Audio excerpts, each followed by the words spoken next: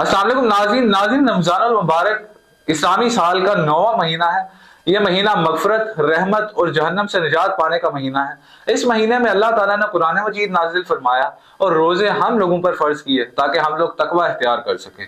روزہ رکھنا صرف بھوکا رہنے کا نام نہیں بلکہ اپنے اعمال، اپنے کردار اور اپنی نیت کو پاک کرنے کا موقع ہے۔ آج ہمارے ساتھ حافظ حسن نصراللہ صاحب موجود ہیں، تو آئیے ان سے کچھ تلاوت وغیرہ سنتے ہیں اور اس کے مفہوم پر بات چیت کرتے ہیں۔ السلام علیکم حسن۔ وعلیکم السلام۔ حسن، رمضان چل رہا ہے اور آج تو 29واں روزہ ہے، رمضان اینڈ چل رہا ہے رمضان کا، تو کوئی تلاوت وغیرہ ہی سناؤ رمضان کے متعلق۔ اعوذ باللہ من الشیطان الرجیم، بسم اللہ الرحمن الرحیم، شہر رمضان الذی انزل فیہ القرآن هدى للناس وبينات من الهدى والفرقان فمن شهد منكم الشهر فليصم ومن كان مريضا أو على سفر فعدة من أيام أخر يريد الله بكم اليسر ولا يريد بكم العسر ولتكملوا العدة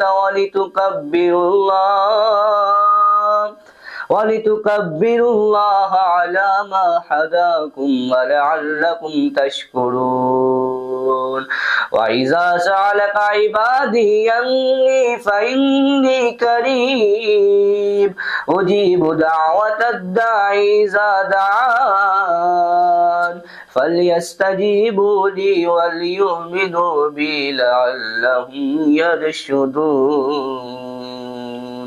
صدق اللہ العلی العظیم۔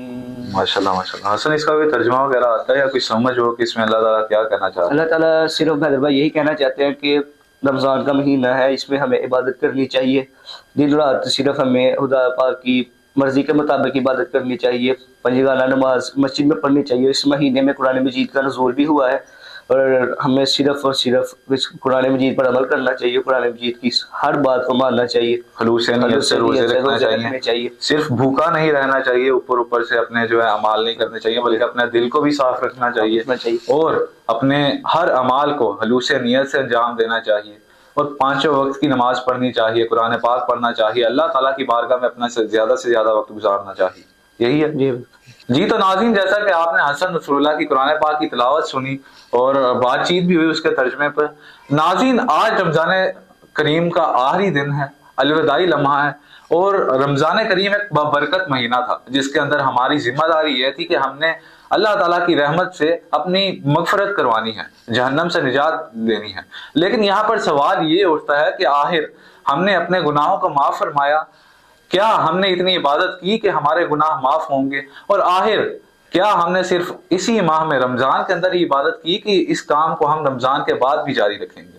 کیونکہ رمضان نے تو چلے جانا ہے لیکن وہ جو اللہ تعالیٰ کی ذات ہے اس نے تو رہنا ہی رہنا ہے، اور ویسے بھی یہ دنیا تو فانی ہے۔ اللہ تعالیٰ نے قرآن مجید میں خود ہی فرمایا ہے کہ یہ دنیا دھوکے کے سوا کچھ نہیں۔